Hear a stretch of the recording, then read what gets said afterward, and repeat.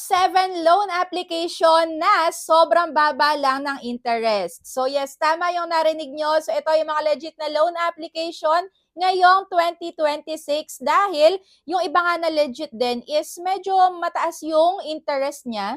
Umaabot ng almost 15% pero legit pa din naman ha.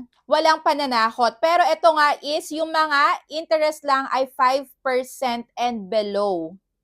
At kung kayo ay baguhan pa lang dito sa may mundo ng online lending application or online loan application, ito dapat yung mga kinukonsider nyo na utangan kaysa doon sa may mga bagong labas lang or sa mga nagsulputan lang ngayong taon na mga loan application. So ito nga din is gamit na gamit ko, kaya sana makatulong din sa inyo. And disclaimer lang, kung ano yung mga babanggitin ko dito is nasa sa inyo pa din yung 100% decision kung mag-a-apply kayo sa mga to or hindi.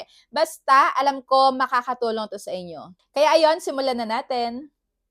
And kung bago ka pa nga lang pala dito sa aking YouTube channel, ay huwag mo kalimutang mag-subscribe and pindutin mo na din yung notification bell para lagi kang maging updated sa mga next uploads ko. At syempre, para mapasali ka na din sa ating community spotlight na mabibigyan ka ng 100 na GCash pang load. Every Sunday ko yan isi-send.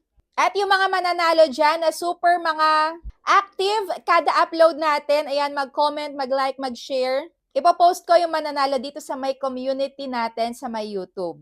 So, unahin na nga natin, syempre, walang iba kundi ang, ayan, Bilis. Ayan, Bilis, kung tawagin nila, dahil talagang maiis ang ating mga bills. Ayan, masusolusyonan, mapapagaan nito yung ating problema nga financially. So marami na din ako nagawang video about dito sa may Bilis and sobrang tagal na din. So years na din yung nakalipas simula nung una ko tong magawa ng video. Siguro 2 years, 3 years yung una-una ko pang gawa ng video dito, and yes, talaga nga namang makakatulong. And mapapakiusapan to ha, if ever na ikaw ay